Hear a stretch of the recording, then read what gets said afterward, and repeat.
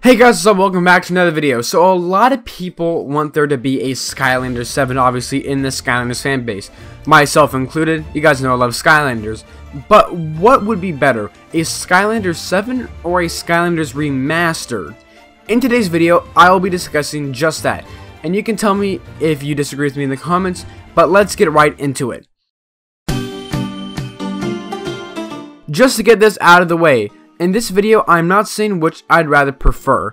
I would definitely rather prefer a Skylanders 7 over a Skylanders Remastered. But in this video, I'm trying to think of which would help Skylanders' longevity in the future after this hypothetical game were to come out. So right away, a lot of people think that a new fresh take on Skylanders would be the best way to start making a new Skylanders series. So making a Skylanders 7 and then making a Skylanders 8, 9, 10, you know what it is. That is in the same timeline as the old Skylanders game and just a new game. And this would make a bunch of the fans of Skylanders happy. But while personally, I think that I would prefer, like I said, a Skylanders 7 to a Skylanders Remastered, I think that a Skylanders Remastered should always happen before an actual Skylanders 7. And here's why.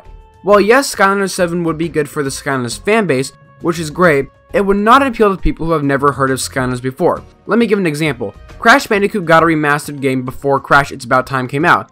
They made this remastered so that people that didn't play Crash back in the PS1 era could still enjoy a Crash experience and get hyped for the next game.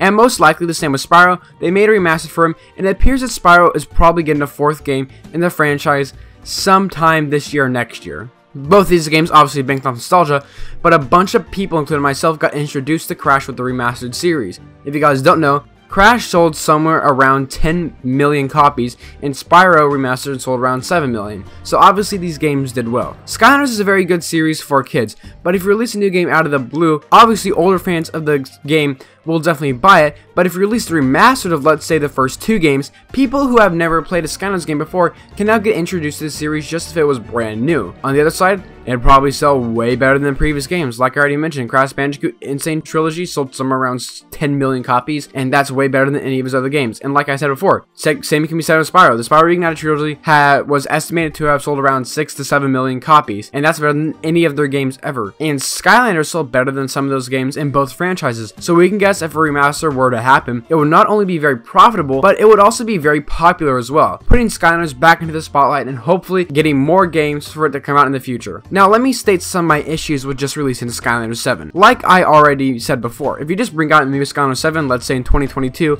it would have been 6 years since a mainline console game came out, and you're just releasing a 7th installment all of a sudden like it was just on a hiatus. It doesn't make a whole lot of sense. Sure, fans of the series would buy the game, but I'm very sure it would tank in sales. But I already stated, newer gamers would not really know what to do with this game, but it's only just the sales would also greatly decrease as well because of this. Another downside of Skylanders 7 is that most likely it wouldn't get that much hype around it because it's not like a big remaster or anything. It's just the 7th installment of a game series that released annually, like Call of Duty. And while yes, Call of Duty does get hype, it's nothing like a game that releases every 5 years that gets a lot of hype and just a lot of sales. And Skylanders 7 just coming out all of a sudden just seems like it wouldn't get a lot of hype surrounding the game.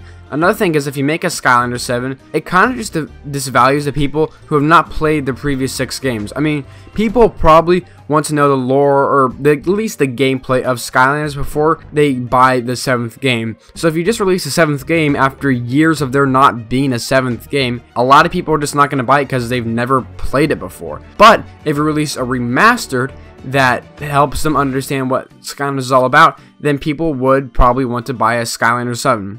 Some other problems I would have is that this games that are remastered are not usually rushed developments because the game companies want to make sure that they can revive a dead franchise, whereas sadly, a lot of modern games are rushed because they can just fix the game later throughout the year.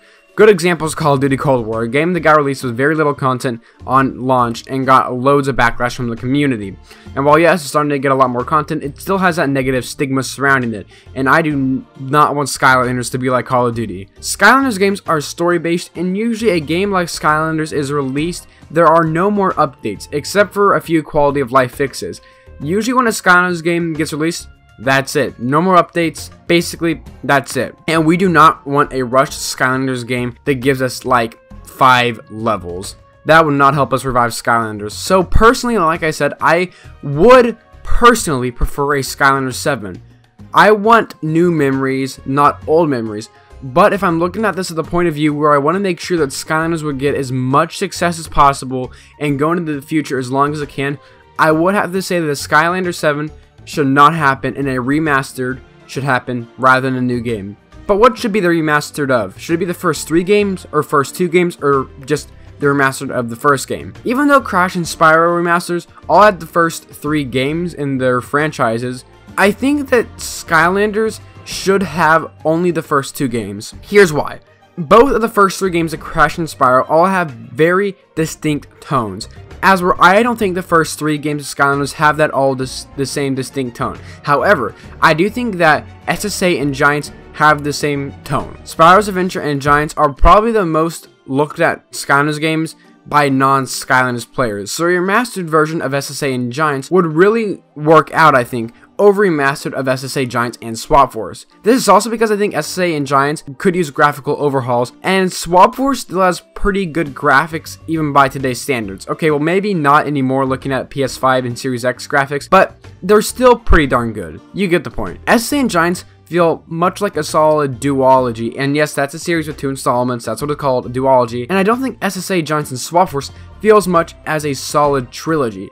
Swap Force could have been the 4th, 5th, or 6th game, it really wouldn't matter, but Giants could not have been the 4th, 5th, or 6th game, and SSA couldn't either. So that is why I do think that making a remaster with just Spyro's Adventure and Giants would be better. But that's it for the video, guys. Tell me if you guys agree that if a remastered would help Skylanders more. Like I said, I think a remastered over a Skylanders 7 would be better any day, but I still personally prefer a Skylanders 7. But anyway, guys, hope you guys have enjoyed this video, and thank you guys for watching.